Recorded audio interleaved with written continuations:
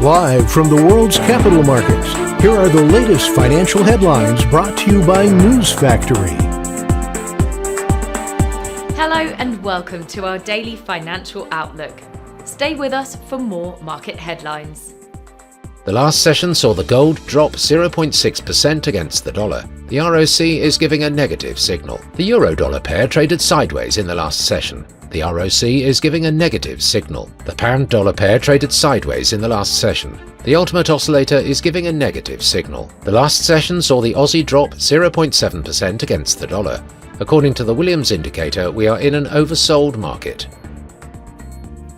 Coming up, our chief analyst's choices for today.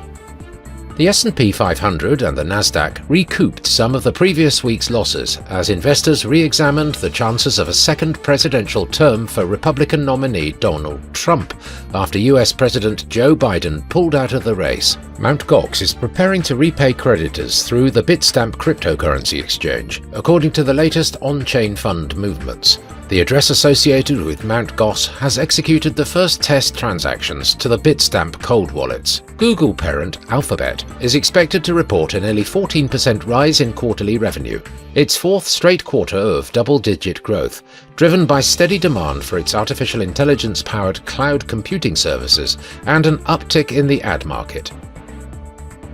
Those were today's major economic events, and now moving on to world financial headlines.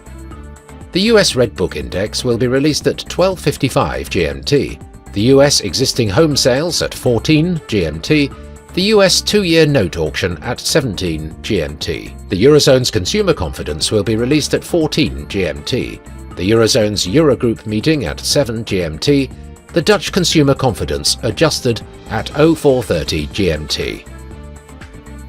We hope that you've enjoyed Tuesday's financial report. On behalf of all of us here, we wish you a productive trading day.